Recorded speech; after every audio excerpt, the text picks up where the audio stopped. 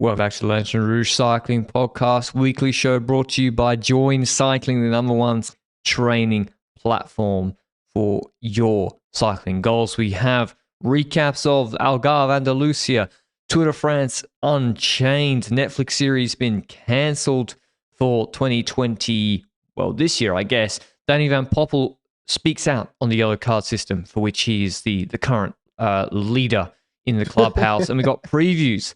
Opening weekend in less than a week this Saturday, Sunday. We've got previews of Omloop. It's already here. Kuurne, and also the French opening weekend in Ardeche Drome. We have ridiculous start lists at that race, those races as well.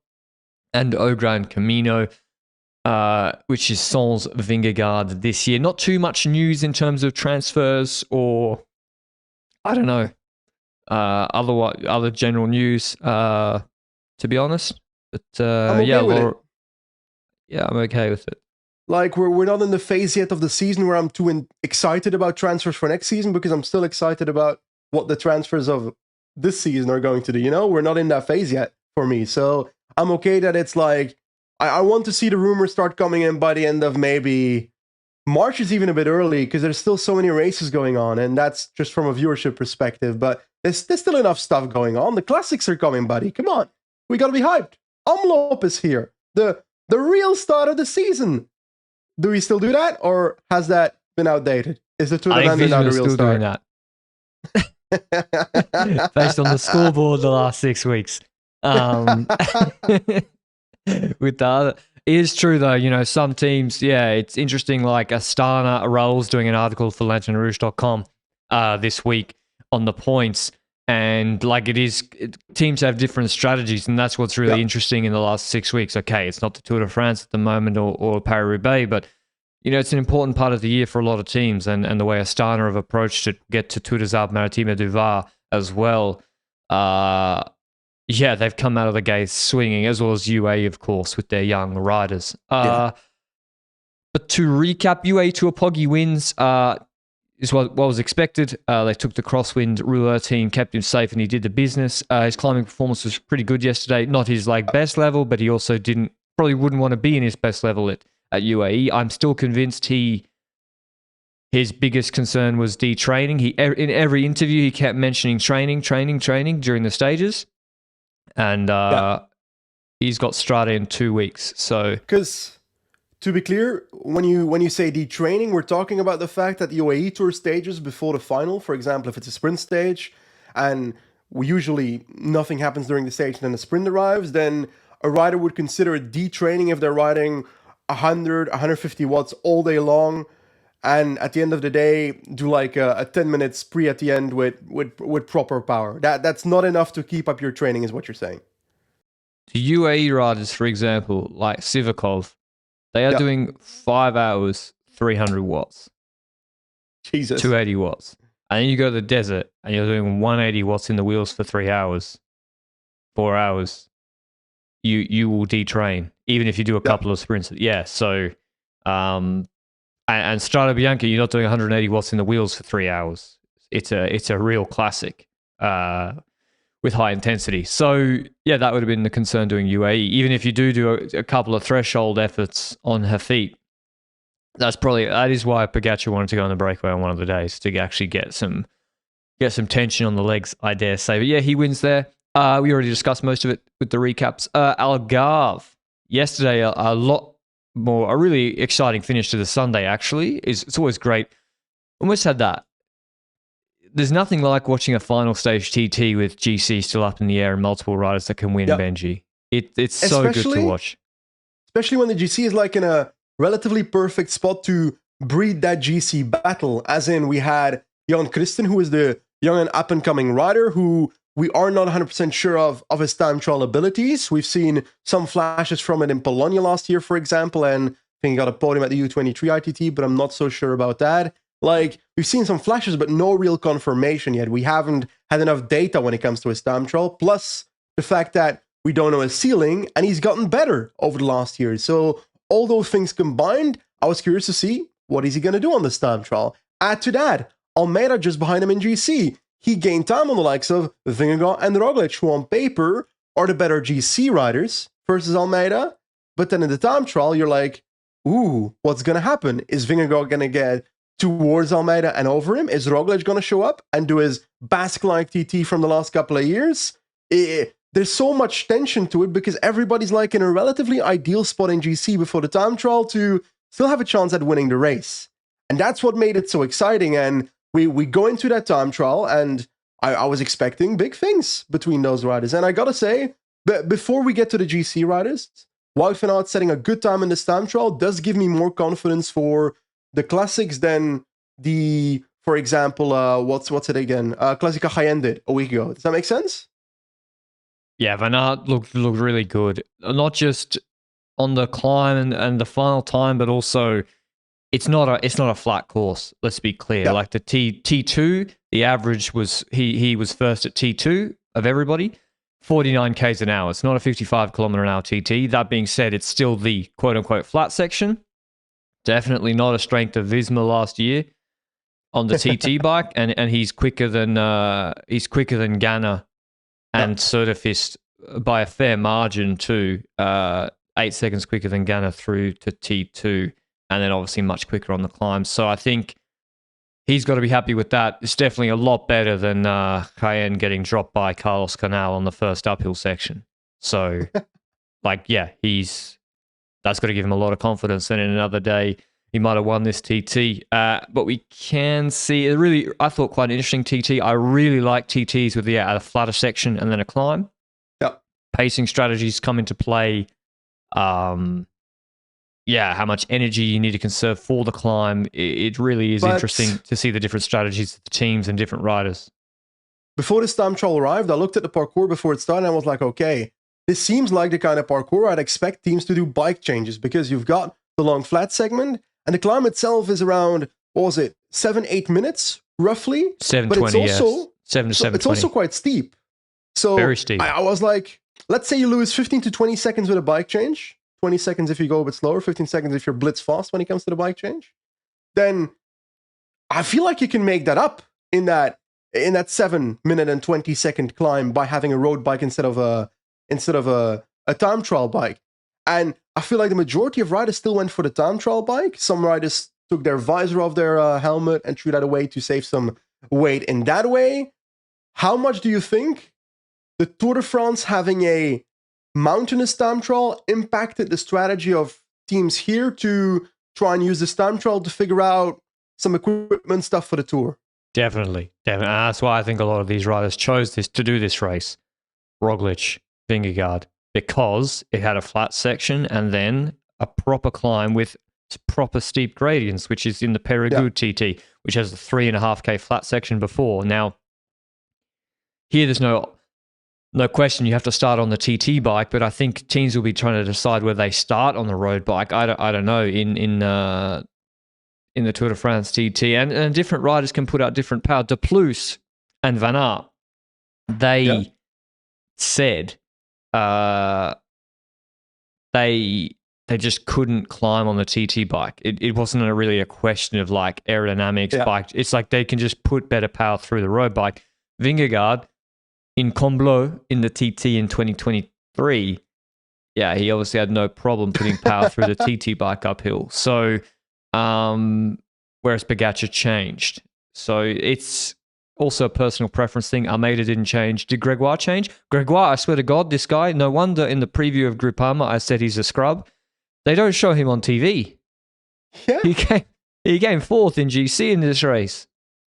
I gotta say, I'm still so incredibly triggered by time trials in the big old age of 2025 being unable to properly track and display the time in a bloody time trial. The whole point of the event is the time. This one was bad. They didn't show Roglic, Almeida, or Vingegaard rolling off. Surely you have a fixed It was camera. shocking. So that's I feel like that's something that still needs to 100% change in this sport to make time trial just a more pleasurable viewing experience. But if we put that aside, then we had the battle between the GC riders. We had the battle, and I gotta say, from T1 onwards, it kind of was already not really a battle anymore. Because we see crossing the line first when it comes to the 3 GC riders we talk about. first of all, Roglic. We see Roglic crossing that line. He's not in the top 20 at T1. I'm like, what? What's happening here? We've seen in the past, remember Giro TT a couple of years ago, in the one where Remco had COVID, in that Giro, where he really negative splitted in that time trial. So I was okay. I won't look at it yet. I'll wait a little bit. I'm skeptical, but I'll wait a little bit. And in T2, his time didn't get better. Meanwhile, Jonas Vingegaard passed T1 and did a much better time than Roglic. 26 seconds faster at T1 than Roglic. And I was starting to get very worried for Roglic from that point onwards. And Almeida also not super close to Vingegaard. So Vingegaard was already looking very prime from T1 onwards to take this Volta Algarve home, but Kristen still had to come, and 2 time points still had to come. How did the race finish? Yeah, so we see the final climb. Vingegaard basically has it wrapped up at T2. Yep. Like, even GC, because you cannot lose, even if he cracks and has to, because this climb they're going to ride above threshold, even if he has to ride it at threshold, he's not going to be giving back that much time. He does give back time. He does the climb 6th fastest. He's beaten by Gregoire, Giberi, Van Wilder's close to him. He's beaten by Roglic even on the climb. Almeida smokes him on the climb. Almeida's quickest on the climb. Takes 13 seconds back on Vingegaard, but at T2, he gave him 45 seconds.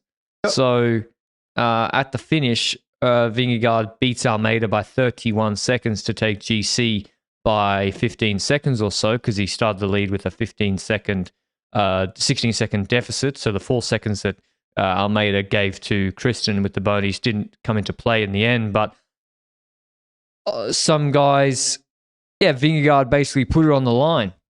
You know, if you're 60 kegs and at T1 at 48 k's an hour, you're 6 seconds behind Ganna, that has a cost. That means you're pushing all out on the flat. And other riders didn't. And this is why Almeida, Benji, maybe it's too critical, but I have more respect for how Kristen rode this TT. Kristen at T1, where was he? 8th. 8th, yeah. Kristen had a pacing plan to actually try to win GC. No, it didn't work out. On the climb, he absolutely exploded. Fair enough. Almeida, he's 21st at T1 on a rolly course. It's a good course for him, 46 k's an hour average, 47 average. T2, he's 25th. And then the climb, he's the fastest by 6 seconds. He left way too much in the tank for the climb because he was scared to go in the red on the flat, and he loses GC. That's exactly why looking at the stat of who was the fastest climber on Mayao with the last few kilometers of the time trial on the climb is not super relevant if you don't take in the context of what happened before. Because at the end of the day, you see more of a negative split when it comes to the time trial of Roglic and Almeida than you do with Vingegaard. And what I mean with the words negative split is that, okay, at the start of the time trial, they choose to go a bit slower to then at the end have more energy left for the final, which is exactly what those two riders seemingly did, and too much of. Because at the end of the day, like you said, seemingly too much energy left for the climb versus on the flat. And as a consequence, you just lose too much time on the flat. And I don't think it would have made any difference for the actual victory of the race. Vingegaard was just much better than those two on this time trial. But it couldn't gotten them closer. That's my opinion. And hey, I don't know what else to say about that. I think Almeida could have run real close. He only loses GC here by 15 seconds. But also, I spoke about the fact, we discussed about the fact that this TT might be used for Tour de France purposes, but if we look at solely the time trial, isn't the UAE TT bike still quite a heavy TT bike and therefore not ideal to climb up a mountain with at the end of a time trial?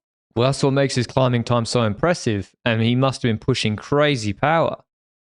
He must have been pushing 7.5 horse per kilo for the final climb. And noodling on the flat. So, or maybe, I don't know.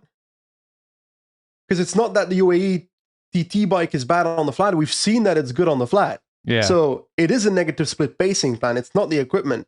And when it comes to when it comes to Red Bull Bora, I wouldn't expect the setup to also be bad on the flat. So it's kind of like, I also expect it to be a pacing plan issue there, you know? But how is Lascano? Lascano's 70 kilos, 72 kilos. How is he 46th at T1? 46th. That's behind, all due respect, Jesus Herrada. I didn't know he was in this race. Morgado, I also am disappointed by his time trial. I don't know where he finished on the T1, etc., but Lascano's 7th at T2 to the finish on the climb. Yeah. He does. The next person ahead of him is Vingegaard. So he's done a massive negative split. Yeah. It's like, how can it be if he rides at threshold on the climbs and there's a bit of recovery on the downhills in the flatter section? It just seems like a very extreme negative split. It's for a 72 kilo ride. For Tollett, it makes sense because he can't go much faster on the flat. He's small. I gotta say, this time trial does make me extremely hyped for the Tour de France time trial, because I think it's not necessarily a hot take anymore that we're gonna see the best climbing performance of all time on that day, because it's literally a 2 kilometer warm up for an 8 kilometer watt per kilo test all out. So I expect what's like crazy on that stage, but it's also is it me, or do I feel like someone's gonna collapse on that time trial? There's something in my head about Mountain time trials in Grand Tours. Rest day? I actually don't remember. Let me have a look.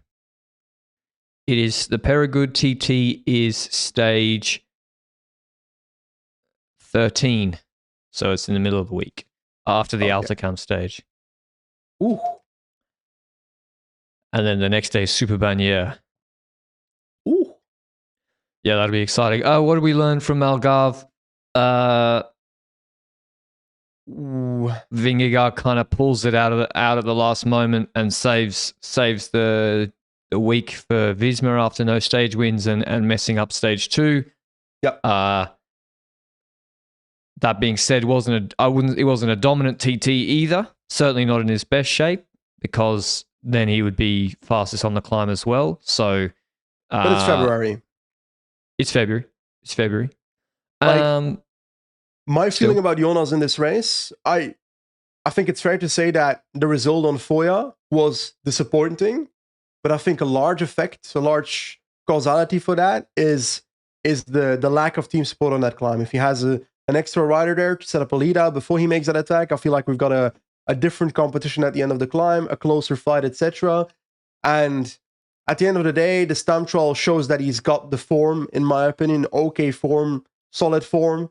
So I'm not worried about Jonas Vingegaard after this Algarve. I'm more worried about the likes of Sepp Kuss, Wilco Kelderman. I need improvement there because they were kind of dog shit in this race. And then Wout van Aert, I feel more confident towards the end of the race, towards the classics. What else did I learn in this race? Jordi Meeuws is consistent when it comes to his level this year. I expect him to win more this year, but I also won't go out of my way to say that, he's going to do exactly the same as winning on Champs-Élysées a couple of years ago. That is still a fluke for me because that's against top sprinters. Schachman's back. He came 5th on GC. Great result for him on Quick-Step. Gregoire 4th. Fantastic result. Deplouse 3rd with a great TT. He did bike change. And so, Deplouse has started the season very well. 3rd on Foya, 8th in the TT. And, he's repaying Ineos for their patience in the earlier years of his contract with them. So, an exciting finish to Algarve. And also really looking forward to what's Almeida doing next year. Paris-Nice. Paris-Nice is when these riders stack up against each other, except for Roglic. Should Roglic be concerned, Benji? I wouldn't be overly happy with the form, but it's still a very long time until the races that he absolutely needs to be ready for. So I wouldn't be overly worried either. So it's kind of like, even Catalonia, I'm sorry, if he like finishes top 5, it's still not the end of the world. Because at the start of the Giro, normally in his March 1 week, he's better than top 5. Probably true, but if he shows up at the Giro and there's no riders of that level on paper at the start line, then you're automatically going to think, okay, Roglic is probably going to be winning GC here as favorite. But then I'm probably going to show up and I'm going to say like, ooh, this guy is a youngster, so I'm going for him instead. Adam Richard Yates. Okay, I wouldn't classify him as a youngster anymore, but Adam Richard. Young prospect Adam Yates. Okay, before we get into Andalucia, a word on our show partner, Join Cycling. There's no better time. Now's the time. The weather's starting to get better. Spring is here to get fit for summer cycling.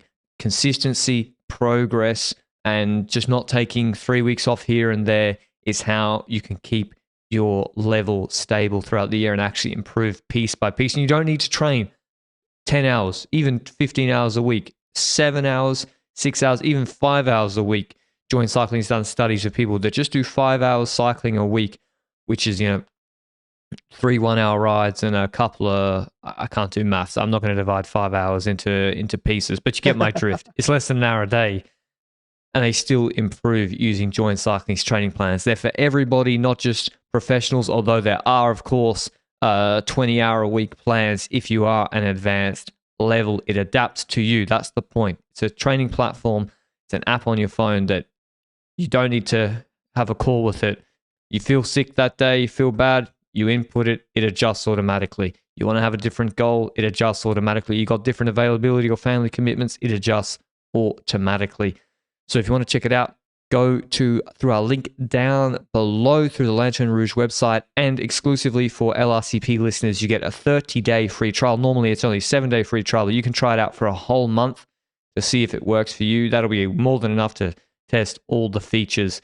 And yeah, if you use a wearable like me, you can integrate that with it as well, with the readiness scores in the morning. So go check it out. Thanks to Join Cycling, as always, for supporting the Lanterne Rouge Cycling podcast throughout the year and making this weekly show possible.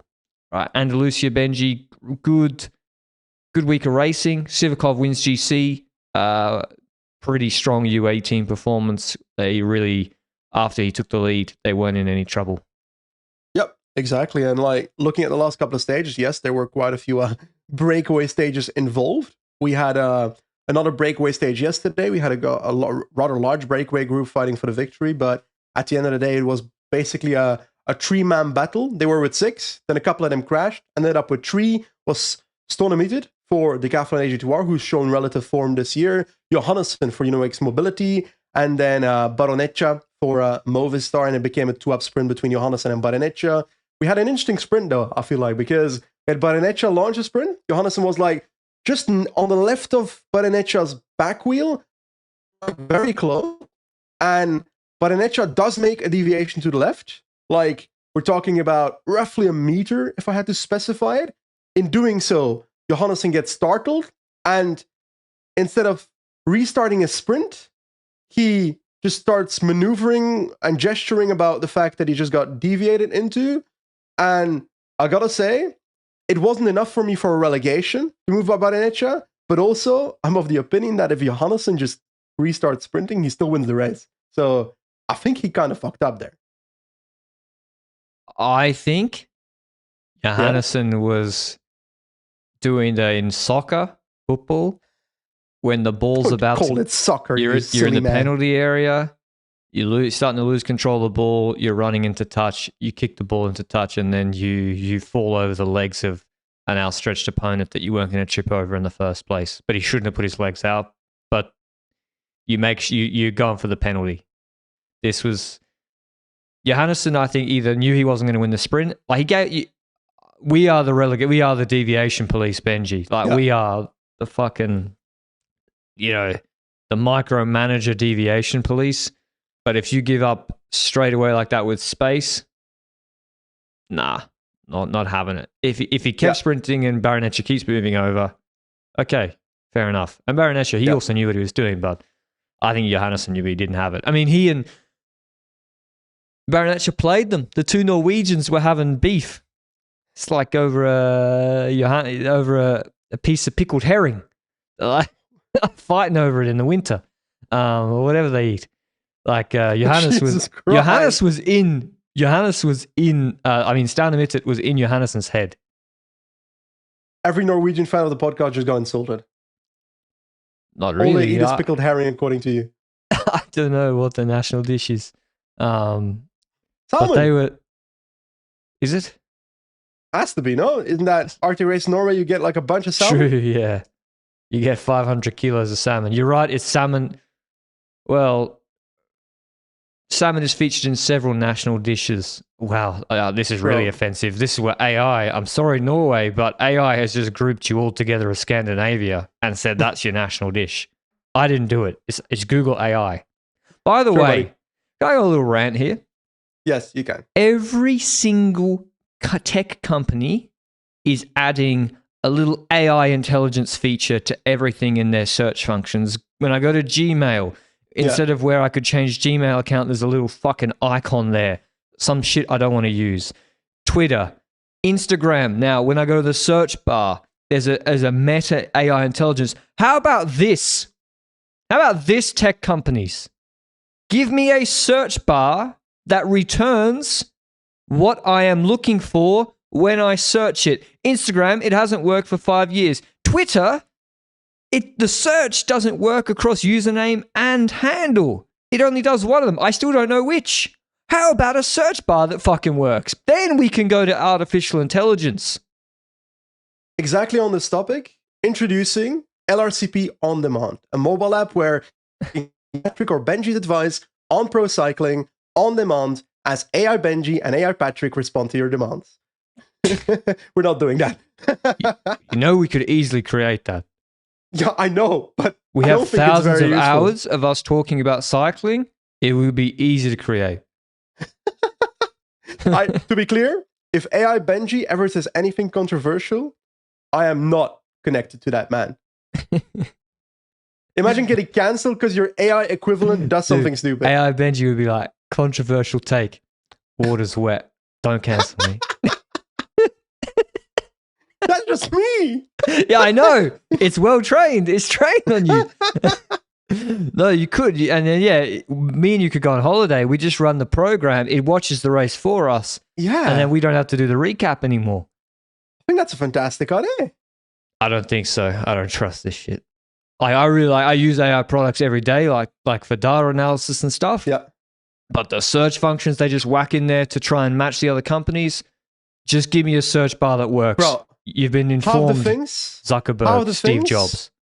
How are the things that are called AI aren't AI anyway? Yeah, exactly, dude. Just the bloody algorithm, guys. That's the thing. Like, even Join Cycling never claimed. I don't want to do another read, but it's like it's an adaptive training platform. It's not like, oh, it's AI whiz bang. It's like, no, it's an adaptive training platform. Yeah, it uses models obviously, but that doesn't mean everything has to be AI. Where was I? Cool What was I talking about? Oh, Johannes Stanimitte. No clue. Yeah, Baronetja played them. The two Norwegians. Johannesson was too focused on Stanimitte, and Baronetja played them. So, but it's good to see Stanimitte. Good shape in his first race for Decathlon. So shout out to your boy. And Sivkov wins.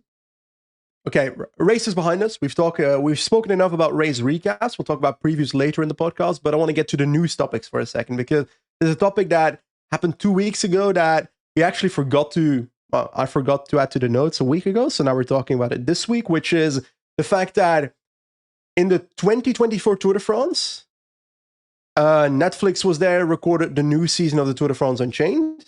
That is coming out in 2025 on Netflix.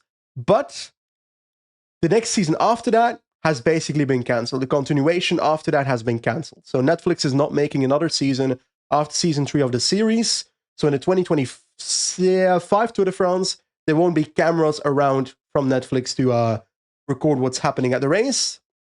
And they give multiple reasons for it, no? In the article. But the majority came down to French. You'll have to explain because I forgot English. Yeah, so the reason was that it wasn't as strong in the French domestic market as they'd hoped, and actually, despite what had been sold to the teams, the international teams, that this is going to grow your international, grow the international audience.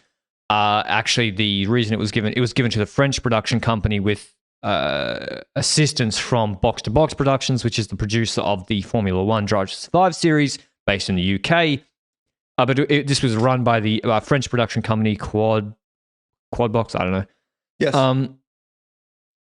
And it actually wasn't as strong in the French domestic market as they'd hoped,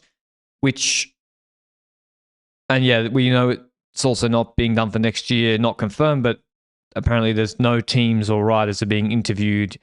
And it's a tricky thing, like Formula One, there's 20 drivers, right? You just do all the talking heads and the preparation filming with 20 drivers. With cycling, which two do you pick?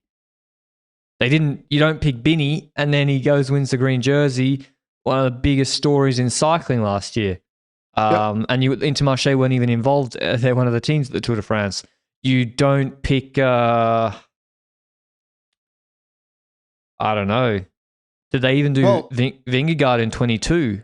I mean, in advance. How do you pick the right riders to do? Yeah, it's an interesting aspect because our sport is not just two riders. It's not just the amount of teams that the show can handle either. We've got more teams at the Tour de France than the show can handle in terms of filming based on the last couple of seasons. So it selects certain teams to then select two riders of those selected teams. And yes, there's a potential hole in the plot there, but there's also other issues, to be honest. And you've mentioned it, I'm pretty sure. The fact that it's so focused on the French market also hurts the international market. Because the fact that we spoke about subtitles so much when it came out in the first place, the fact that I had to put my Netflix on French original to get a non-dubbed version because the dubbed version was horrible. Who watches dubbed in the Anglophone world? I don't think anyone. So that was no one. I think they just had to pick a side. I didn't listen. I got panned for it being a troglodyte for not wanting to listen to French because I said, why is so much of the trailer in French? But you are a troglodyte. Maybe that's also true. But if this was a full 8-episode series with 2 full episodes on each of Cofidis, Groupama, Decathlon, Arkea. That's how memorable they are. Then I also would have watched it, and maybe it would have hit better with the French market. Why wasn't there just a full Thibaut? I'm not having that. If it's for the French domestic market, or you think the French domestic market is we're underselling them, they also would like to see Jonas and Poggi.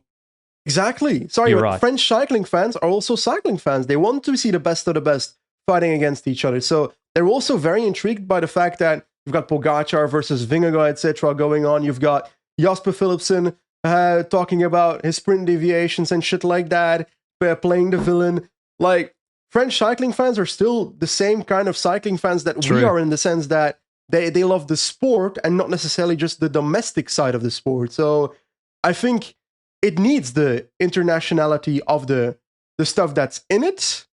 And I actually think that there's no good way to do it where it's partially focused on the French domestic market. I think the only good way to do it is to make it international. Because if it's successful internationally, it's also going to be successful in domestic markets, in my opinion. Isn't the problem also the teams? That's what you just mentioned. They want to see Jonas and Poggi. UAE and Pogačar never gave access, really. So they're the most visible, biggest rider in the sport by far. By far, never gave access. Then Visma reduced access for the later seasons. And then other teams started to be unhappy with it. Also because, sorry, if you're going to run a whole doping episode against a team, probably not going to be like, come on, we love the work you did for us last year. Come over to my house and just film me all day with my kids. So it's the natural reaction. Verstappen had the same thing for Drive to Survive. And what was I saying? So I actually blame cycling as well. Like 50%, you can talk about, and this is also the model. Yep.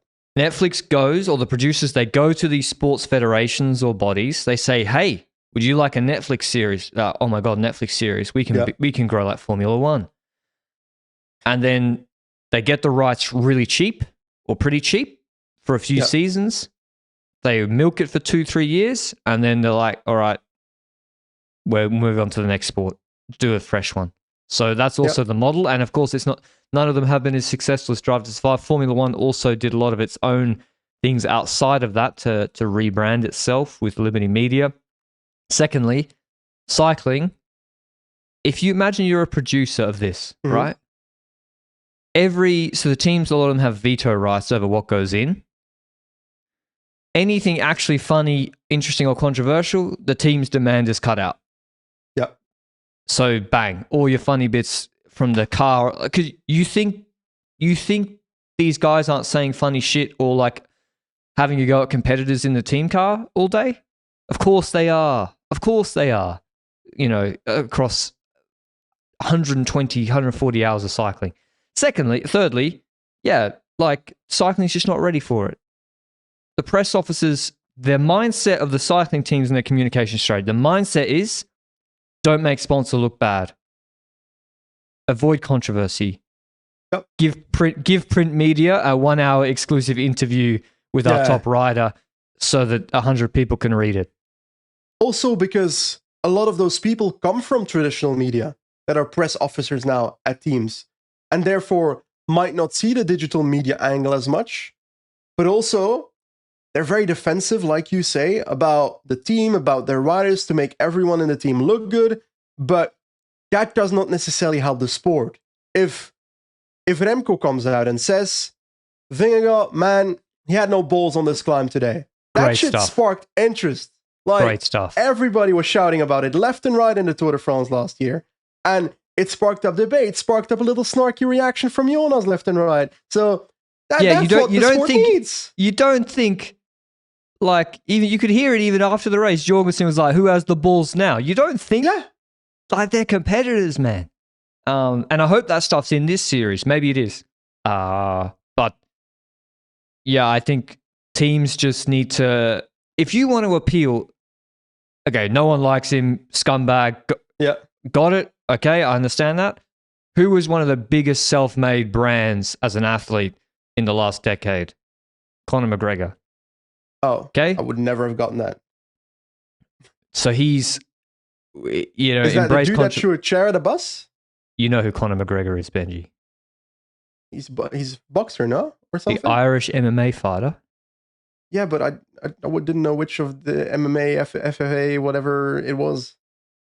I mean, Khabib was a little bit less controversial. The only fighters I know is Rui Costa and what was it, Barredo, that were fighting with wheels at the end of a race. I thought you watched like YouTube boxing.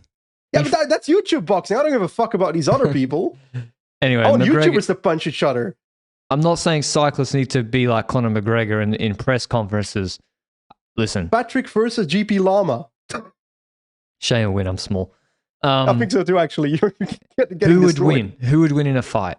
One Jonathan Milan, or me, Remy Rocha, Juanpe, and Clement Alphonse? Like all four of us.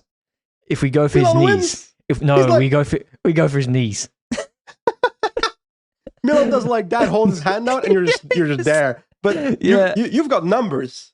It's like that scene from Jurassic World where you've got like the giant dinosaur and like the four little velociraptors trying to attack it. That's what you're pointing out right now. But unironically, there were boxing fights in teams. I will not disclose who told me this, but Quickstep in the 2019 ages had boxing fights in their team, and it led to broken bones. So that is an interesting storyline there. Then again, that was also the year where Viviani and Gaviria were pissing in each other's training bags, if I recall correctly. So welcome to the sport of cycling, everyone. Just a bit of healthy internal competition. Yeah, exactly. Apparently. But yeah, I think cycling also needs to take a look at itself and be like, okay, if you want to appeal, and this is what all these teams want to do, we want to, maybe not some of them, but we want to appeal to a broader international market, then maybe have your rider not be boring as fuck. Be like, the legs were good today, can't wait for tomorrow. It's like, okay, imagine being the Netflix producer trying to looking at cutting that up for the fourth straight season. Yeah. You're like, really looking forward to the competition. Let's have fun out there, boys. No, thanks. Do another sport. So what else was I going to say about it? I had one more thought. Oh, it doesn't help that you can't watch cycling anywhere outside of Europe. So that also doesn't help that not only did GCN Plus get canned, but then now it's financially almost impossible without taking out a loan to watch it in the UK anymore. So, yeah. Bit of a shame. I'm in so much debt now. Bit of a shame for cycling. Try and pay for Discovery these days. I'm literally doing 5 full-time jobs to pay for it right now. And ironically, there's people that probably can't afford it. Of course, it's $700 so much money. Aussie dollars a year or some shit. It's insane. But there was also, wasn't there also like a segment in the article? Le Parisien wrote an article about this whole Tour de France Unchained thing, by the way.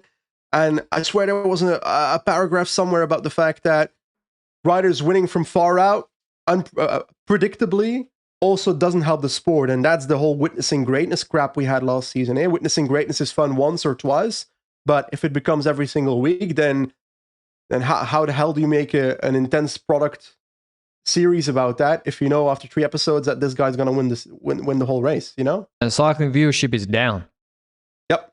From of course. Peak post-COVID level, cycling viewership is down. Not just on, like, we saw it last year, okay? You're like, why are you complaining? Witnessing greatness, like, okay, but I can see the first-hand primary user data on all our content, and also on broadcast TV. Yeah, more, it was down. So the classics, it's down 100%, dude. Not 100% down, but like notably down. My Paris-Roubaix highlight video did worse than like a Tom Pidcock Alula stage. To be fair, the Pidcock Alula stages, but no, it was more interesting seeing Pidcock in Alula. It was more interesting on a new team. But it's also not just what you're saying. It's also the broadcasting figures, like you mentioned, the figures from like the Sportstars of the world, stuff like that for Flanders Classics races, for Roubaix, etc. We see that having gone down recently. So I attribute that to the fact that the races are less interesting, and that is unfortunate. And I don't blame Van der Poel for being much better than everyone at RVV and Roubaix. I don't blame Pogačar for being much better at the Tour de France. But there's the unfortunate consequence of their domination that the viewership in the sport is going down because people are less interested. Yeah, that's just the same in CX. It's just a cyclical thing. That's an unavoidable cyclical thing. It'll change as people age and new stars emerge. That's fine, but yeah. Anyway, just another not great bit of news for cycling, I would say. One small positive. There was a segment in it that Netflix might be seduced by the women's Tour de France to do something around that. So I'd love to see that. Just want to put that out there. That was a good race last year, for sure. Not sure it would do well when it comes to figures, but I don't care. I want to see the product. Yeah, that'd be good. Danny Van Poppel has hit out at the yellow card system, saying something needed to cycling news. He said something needed to change because cycling is becoming dangerous. But my frustration is I saw several sprints in which they didn't give a yellow card, even though if they could have done so, but then they penalised me in TDU. It's frustrating how inconsistent they are. It takes a former professional rider to handle the situation, but there are no former experienced former riders in the UCI. In the end, I'm fine with it. He's kind of right. Like, Milan Fratin should have been relegated. Like, it makes no sense that Decline has to break when Van Poppel closes him. Van Poppel gets a yellow and relegated, and Fratin doesn't. Mm-hmm. So that's true, it's inconsistent, but also, yeah, I mean, Van Poppel's also in control of his own behavior, so he can stop doing it too. Yeah, I've got 3 takes on this. First of all, he's completely right at pointing out the inconsistency of the yellow card system. That is the case. It's inconsistent. We saw it not only with Milan Fratin, but also with Piffy at the Tour Down Under, who didn't get a yellow card but got relegated. There's a clear segment. I literally did research on this because I've got a video coming on my own channel, like diving into the whole yellow card system. But I wanna spoil a segment for it here because there's the yellow card system that we know, which is literally like 2 yellow cards equals 7-day suspension and DSQ from the race you're in, blah blah blah, that kind of stuff. But there's also a segment in the rules which literally says that a yellow card is given in situations where there's danger to the race or danger to other riders, etc. That's the rough Benji quantification of what's in the in the rule set, which means that every single incident that breaks the deviation rule, which means deviation plus endangerment, should 100% have a yellow card according to the UCI rules. So if the UCI doesn't apply that, they're basically violating their own rules. So I think it's very clear from the rules that Fretin should be relegated and have a yellow card, but also that Piffy should have had that yellow card at the Tour Down Under. So it's like there's clear agreement with what Danny Van Poppel is saying there. I agree with you as well that he should self-reflect and get better at not endangering and nearly pushing his riders in his colleagues in the barriers. That would probably help as well. But that's also on the UCI. The UCI needs to make sure that when they make rules, that they not only are rules, but that they feel fair for the riders. Otherwise, the riders will not be happy with the rules and therefore not take them seriously. So that's kind of the point I'm trying to make here. There was a third point I was trying to make, but I forgot what I was going to say. So I'm going to have to stop it there, I'm afraid. Yep. I think they do need to get more consistent with it. We do see more yellow cards, and we think the system needs to be a little bit more strict. I'd say, yeah. I know they just rolled it out, and you know it's a work in progress. But yeah, I think 3 yellow cards in maybe 2 months. You probably need to be sitting out a period of time.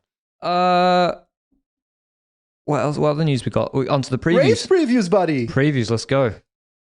Let's go. We've got the classics are coming, everyone. We're here. We've got a good 5 days to go until Omloop Nieuwsblad starts. By the way, can I just give a quick rant about the fact that why is it Omloop Nieuwsblad now instead of Omloop Het Nieuwsblad? That's because the newspaper changed from Het Nieuwsblad to Nieuwsblad, which makes the name sound really stupid. So I would prefer if it was Omloop Het Nieuwsblad. So the abbreviation is OHN instead of ON for Omloop Nieuwsblad. That's just my opinion. What is your take on that? When did it change to 2 years ago, I think? No, it was Omloop Het Volk until 2000. Yeah, that's ages ago. Het Volk was an old newspaper in Belgium. Isn't it the same newspaper? Maybe renewed, but I think there was some acquisition stuff going on between those, I reckon. Yeah. Anyway, starts in Ghent, finishes in Ninove.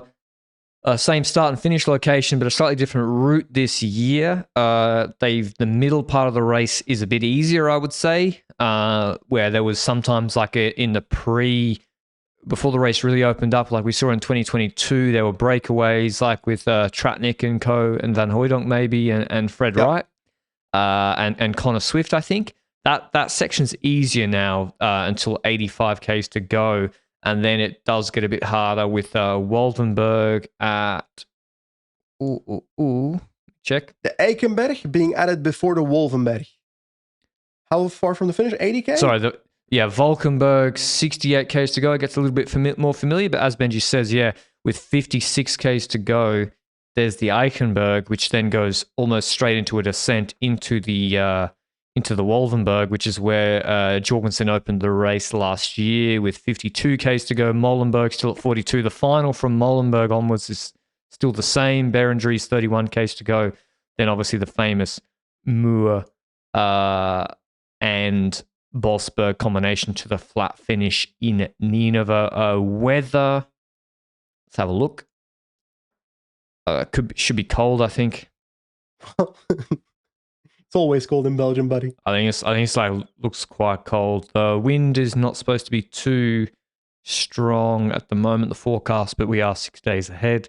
But yeah, there's crosswinds in Omloop all the time. So same for Kuurne the day after, to be honest. But when it comes to Omloop, the way I look at the parkour is, yes, you've gone through the parkour changes. The zone before Eikenberg-Wolvenberg got easier. The zone from Eikenberg-Wolvenberg, that zone is for me the zone where we'll see those like attacks to anticipate and get ahead with a couple of riders, that kind of vibe. But we're talking about like strategies already. But can we talk about the start list for a second? Because how will every team play this? Because in the past, we've looked at classics in two ways, where the majority of victories in classics races were one in two ways.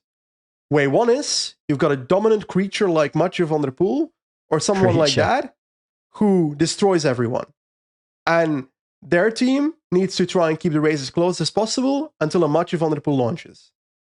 The other strategy is you got a bunch of creatures that are not as good at Mathieu van der Poel. Like the way Visma Leasebike has won multiple classics over the last 6 years, the way Quickstep won classics in the past when Bonn was not around. But for example, the ones Ballerini won, etc. All those races, majority of those races were won in a numerical advantage kind of way. We're going to try and create a group ahead, a split, with our riders being the most represented so that we can roll attacks and try and get ahead and therefore benefit our team in the long run towards the finish line. And those are the two ways that classics have been won in my eyes in the last couple of years. Now, if I look at the start list of Omloop, there's angles there, but when it comes to Visma Leasebike, yes, Wout van Aert is there on paper. You would expect a Jorgensen to also show up. Like, these start lists are not confirmed, so I'm working with the ones that are the temporary start lists. Laporte is not riding the opening weekend because of sickness. We've got Victor Kampenaerts getting added to that list. I do have expectations for him. Tish Benoit, I'm not sure where his level is at after seeing him at Algarve. Affini's there. Hagenes would be on paper. Would be there on paper. Hagenes? Yeah, he's at altitude, yeah. So I'm looking at this squad and I'm like, okay, yes, Wout van Aert is on paper with the guy that they went for in a couple of years ago, etc., like over the years. But I still see a team with the attempt for numerical advantage as a strategy. You know? I see this as a team that wants to get ahead on the likes of Eikenberg, Wolvenberg with a rider or two and that try and benefit towards the end of the race. While, for example, a Philipsen and Alpecin, I see that more as a close team where they'll try and keep it close and try and win the race with Philipsen, which at Omloop is difficult. I don't think they can do it. It's also, Alpecin always comes back in their first race after their altitude camp being absolute dog shit. And Philipsen's not been at altitude, he's been in UAE. Yeah, but before UAE, right? He was on altitude? Oh, has he? Yeah, but then at UAE detraining, you know. But can you get back enough in the span of a week and a half after altitude camp? I'm not sure about that. I don't know, but Kuurne maybe, but Omloop I maybe don't see it. I mean, none of these riders were at UAE, right? The top favourites on the other teams. Manier Soudal Quickstep. Do you consider that a top favourite? Who? Paul Manier? He didn't go to UAE. No, but I agree. But do you consider that a top favourite as well for this race? An outsider, though, at least? He's the only rider on Quickstep I see something coming from. Yeah, I mean, they should have the whole Quickstep strategy should be to close the race down for Manier to sprint. Yeah. But yeah, he's an outsider. But what my point is that, like, Bini, the Visma team, Red Bull team, they were either at altitude or they're at Algarve, actually getting some hard racing in the legs. So Tarling's the exception. So yeah, De Koenig, I see Kuurne as a much bigger chance for them. Maybe I'm wrong. I just think Omloop just gets made so hard these days in the last hour and a half. I think have you said, Benji, that Søren Kragh Andersen, Daniel Benson just reported that Søren Kragh Andersen's out for the whole classics. He's had a saddle sore surgery, much like Ciccone actually had last year, that took him out of the whole spring, which is a real shame for them. They signed him on a 2-year contract. They've just lost 50% of the value of his contract. Yeah. Pretty much. His job was to, in my view, close down Visma so Pedersen or Milan can win classics, or in Milan San Remo, close down on the Via Roma so Milan or Pedersen can sprint. And that's a real shame for Trek. And also, they can't take Certifis because he's on the Devo team. True. He can't do Omloop. He can do Kuurne, but he can't do Omloop. But like, he's a beast. Looking at the other teams as well. Next to that, UAE Team Emirates. I'm also looking at a very similar thing as Visma, where I expect them to have like Polit, Wellens, Vermeers, Morgado on the temporary start list. You look at this team and you're like, okay, Narvaez, can't forget him. This is numerical advantage territory as well. This is trying to get people ahead in groups. One of the strongest teams of the race. I think so as well. Pidcock here, any expectations? I mean, yeah, sure. I mean, we speak about Narvaez and Pidcock. They were the two that followed Benoit and Van Aert on the bear injuries in 2022 with Colbrelli in Omloop when the race opened across the breakaways. So, yeah, this UAE team is stacked. It's 8 listed in the provisional. I dare say Baroncini or Bier or Heracles might get the chop. But, you know, Vermeersch, speaking of 2022, who was up the road with Stefan Kuhn? Florian Vermeersch. He anticipated on the Wolvenberg. Then Narvaez followed. Then Wellens has done the quickest Muur the last 3 years in a row, I'm pretty sure. Pollitt's shape in Algarve looked really bad, so I'm not sure about him.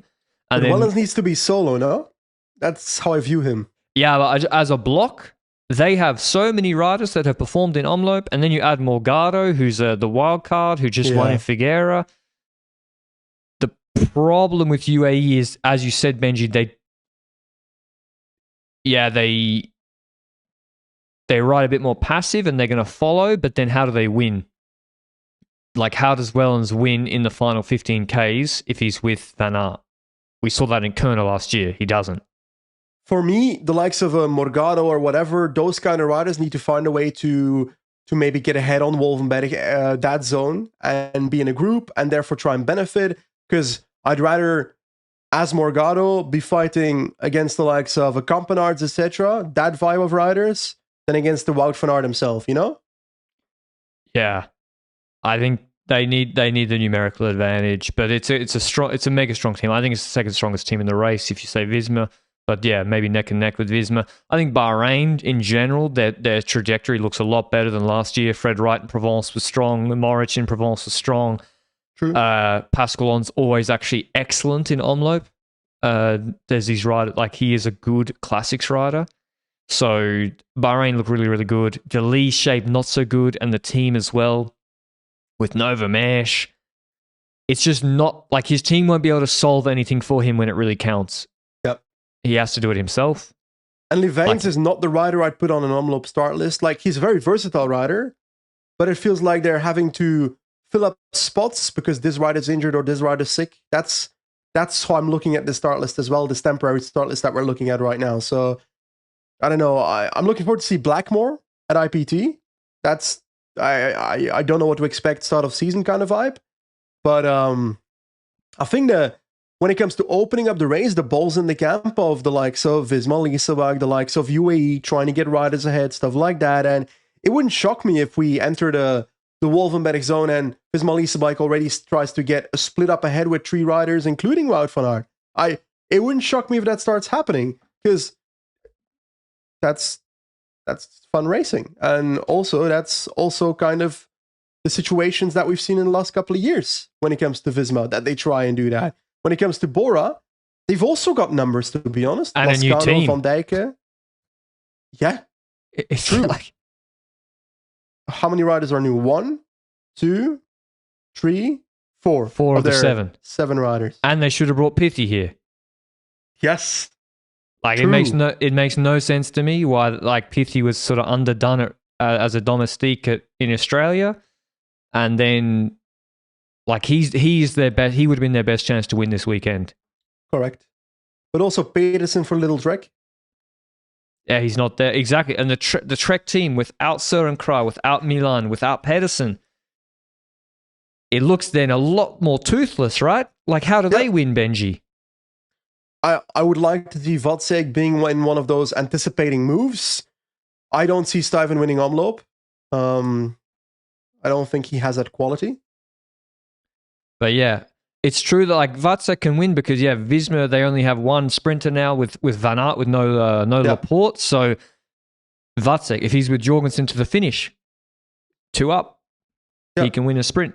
But yeah, it's really exciting to see all these new faces on new teams. Like, as we said, Red Bull, Tratnik, last year's winner, looks in mega shape. He put the hurt on everybody in stage 2 in Algarve. And as well, I was going to say there's another team with a fully new EF. EF have Asgren, Albanese, and Mikkels, 3 new leaders for the classics into the team. Keen to see how they go. Dylan Turns in good shape and confidence.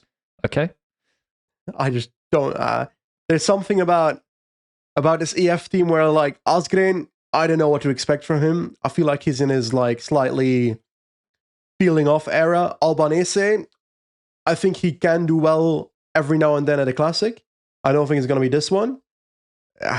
Mikkels, I think he needs more of the. You would say that he was versatile back in the day. I remember him having versatile sprints, etc. But Omloop's too much for me. Yeah. Intermarché is all around Binny. They got a strong team too. Experienced riders, Petit, Lawrence Rex, Jonas Rouge is strong. They're all around Binny. So that'll be interesting. I think it's going to be a great race. Can't wait to watch it. Kuurne as well that brings in Milan. Should be maybe a sprint race as well. Don't know if Koi is. Then there's Koi was on the provisional, I think. But yeah, can't wait to watch Omloop. Now on to Kuurne-Brussels-Kuurne, which is supposed to be, well, it is more of a sprint classic. We have the hill zone with about 80 Ks to go, and then a flat finish. Can also be wind affected. Johnny Milan steps into this race. Don't know if it's going to also be Soderfist, so Trek will be a lot stronger in this race. There's also Philipsen, who won't be far, but the last few years he's done Kuurne, he actually got blown away in the hill zone. How do you see this race panning out?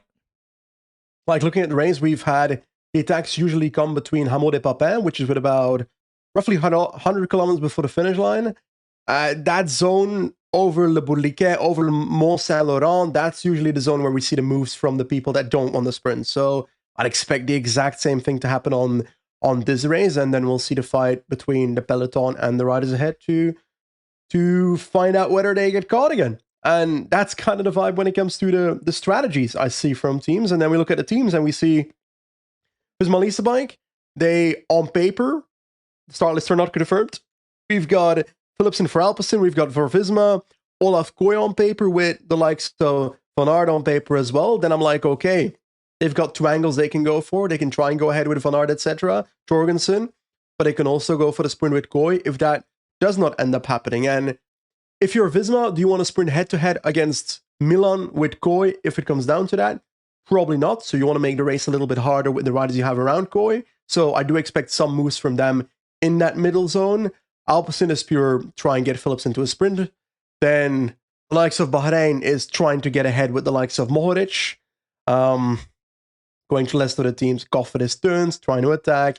Decathlon, trying to attack. Little Trek, that's Milan, right? Like, you're not going to try and get riders ahead, necessarily, I feel like. Maybe you try and get a Vatsek in, like, the wheel of people that are attacking, but I don't see that as a team that doesn't want to go to a sprint with Milan.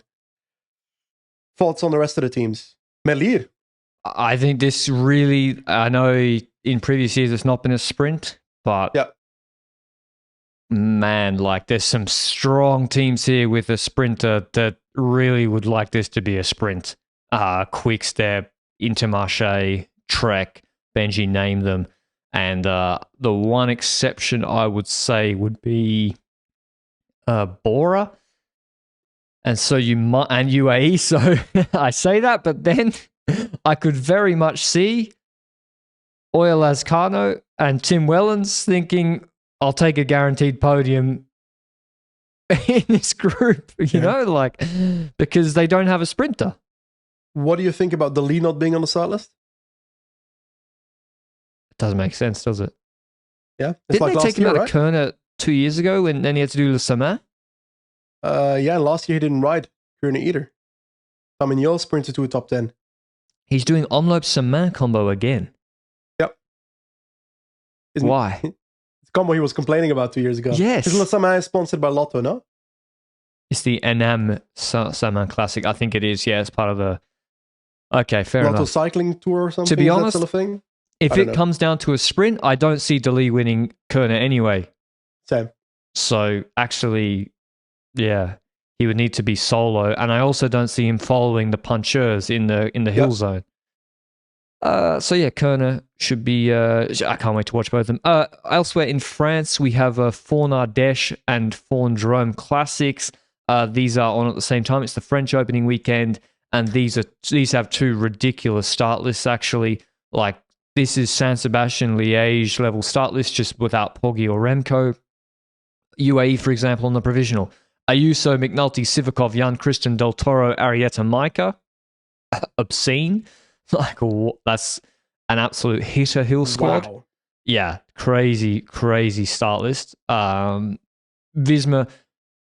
Tullet on the provisional, Uterbrooks, Raad, Huizing, Zangler, Volta, Quickstep bring VPP. Little Trek were good last year. Schelmoser is good in these races. They bring Juanpe, Schelmoser, Bernard, Simmons, Baggioli.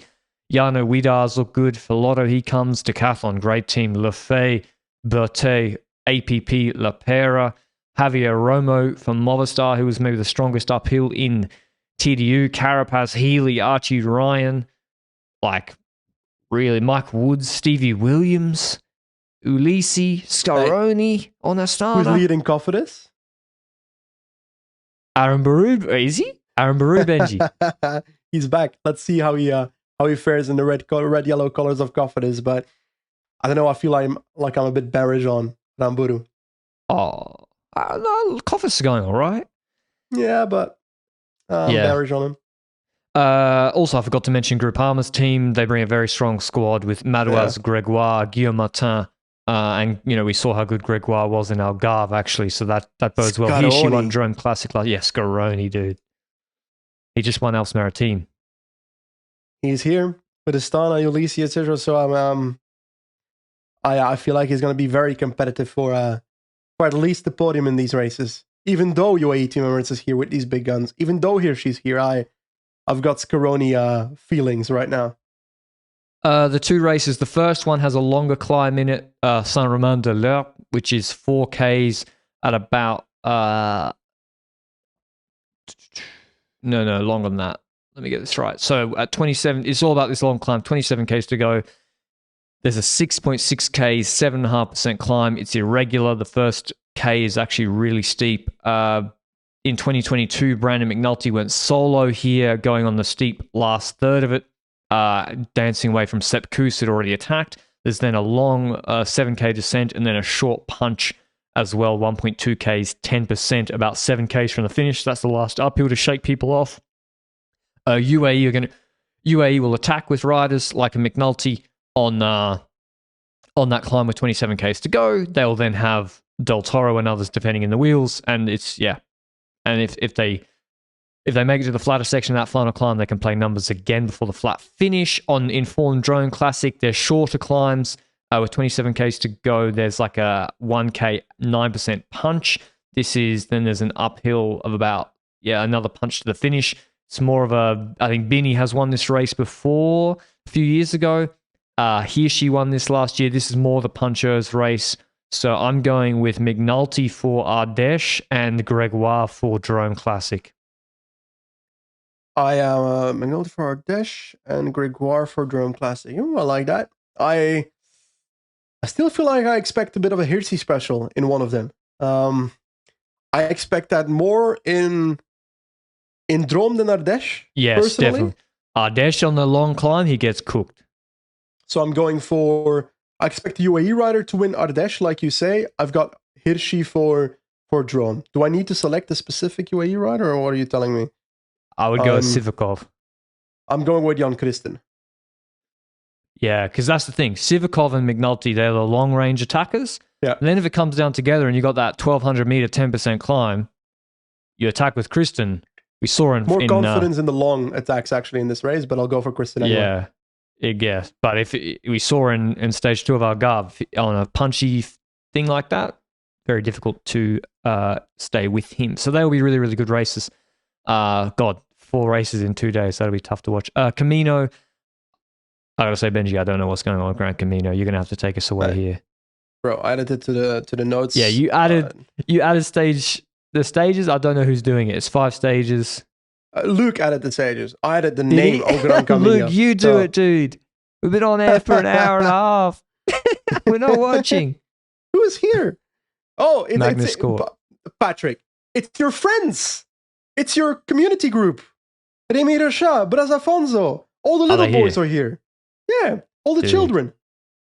Yeah, because Lenny Martinez came second last year on GC. Oh, Maxime Decomble, he's also kind of on the borderline of joining that club. Diego Pescador. Yeah, Diego Pescador, he's definitely in that club. as well. So yeah, I'm looking forward to. I think I'm going to go with Remy Rochas. Derek G's here. I find that a bit strange. Like, bro, if Eden Hayter doesn't win a stage in this on this start list, I'm not like it's over. Is he able to do this? He's on the list temporarily. What do you mean? Is he able to do this? It's a 2.1 race. But he's also on the start list for something else, no? He is also on the start list. You can't do Ardeche, Drome, and Camino. I think even Hayter can. Because let's be honest about it, we won't notice if he doesn't start one of the two. I think he should do Camino, actually, of the two. The French ones would be too hard. Yeah, I'm going with Remy Rochas. His shape looks really good. Let him cook. I say and also it's a mountain TT. It's a 15K like mountain TT. Derek G. Derek G. Yeah. Apparently he's in good shape, and this is a GC. He wants to go for GC at the Giro, I'd say. So. Yeah, I'm going for him. You going for G? That TT looks good for him. Actually, it's like a gradual long climb, then a plateau. 70 kilo GC rider. Also, that Cepeda Khan Movistar always haunts my nightmares. I think there's a gravel stage here, or like the uphill circuits has like cobble climbs on stage 4. Elsewise, we also have women's Omloop as well. So we see with the great thing about Kopecky apparently is not on the start list, which is a shame. That would be illegal. Yeah, why isn't Kopecky doing it? I'm not sure I trust the start list 100% for women's Omloop right now, because women's start lists are horrendous at accuracy a few days before. The teams don't announce their start list till like the morning of.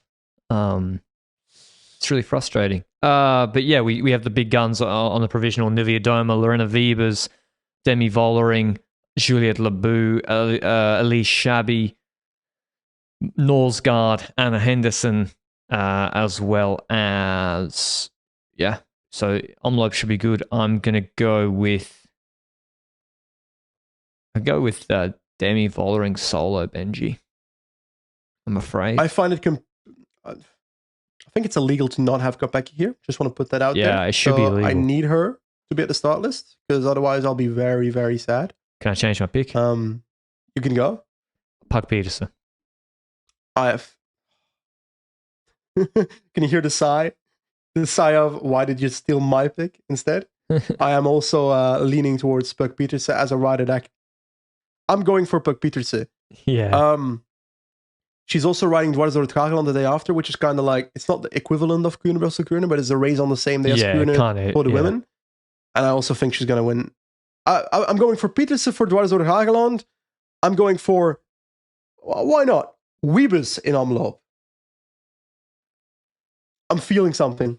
If that team fully works for Wiebes, then they might be able to get her back. Bredevold and Martelak need to be in top shape, which they do look good. And if those two just bring Wiebes back, yeah, it's possible. And like Wiebes, last year in Flanders, she made it pretty deep. Like she is a classic rider. Last year in Tour of Flanders, 11th. And Omloop is easier than Tour of Flanders. So, because who will attack? Nivea Doma will attack. Vollering will attack. Chabi, Petersen. Yes. Still going for Wiebes. I'm sorry. Anyway. Fair enough. That was our preview of the racing coming up this week. Hope you enjoyed it. There's no World Tour races on this week, to my knowledge. Otherwise, we would have previewed them. So What do you mean no World Tour races on this week? Otherwise, we would have previewed them. Omloop. No, I mean like during the weekdays. Oh, okay. Yeah. I mean, there's no pods Monday after this pod until the recap of Omloop on the weekend. Is what I meant. Should we go to Flanders for? Should we go to Flanders for Tour of Flanders, Benji? Are you there? I think that's gonna be hard because I'm in Mallorca at that time.